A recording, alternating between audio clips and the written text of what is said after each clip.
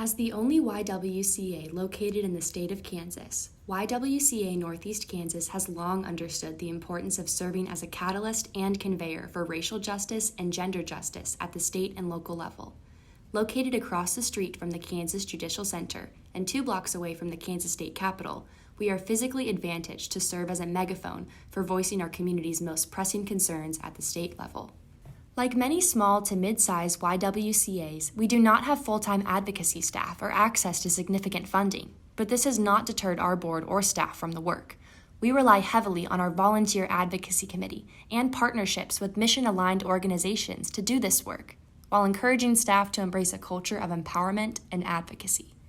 Each year during Week Without Violence, YWCA Northeast Kansas holds a march and rally at the State House and numerous educational opportunities in the community involving students, clergy, law enforcement, and the healthcare, mental health, and business community.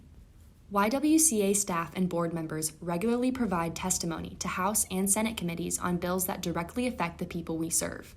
In February of 2020, Northeast Kansas CEO Kathleen Marker presented testimony opposing a resolution which placed a constitutional amendment to restrict a woman's right to bodily autonomy on the primary election ballot in a non-presidential election year, which was commonly called Value Them Both.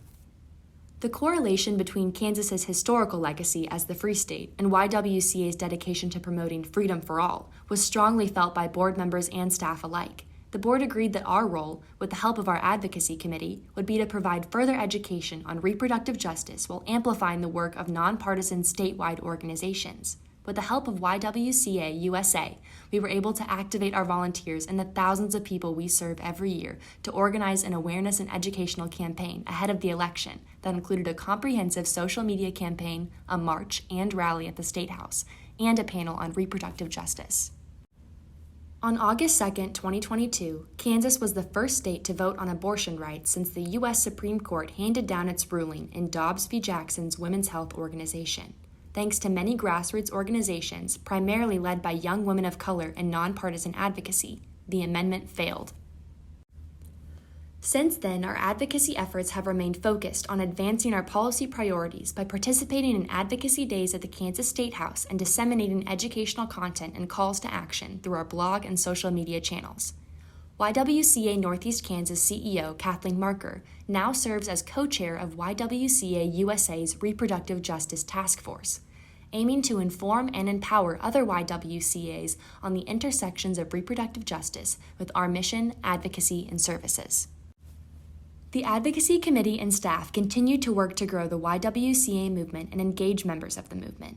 The Advocacy Committee's 2022-23 public policy agenda focuses on healthcare, gender-based violence, economic security for women and families, particularly for women of color, and declaring racism as a public health crisis in partnership with our local health department.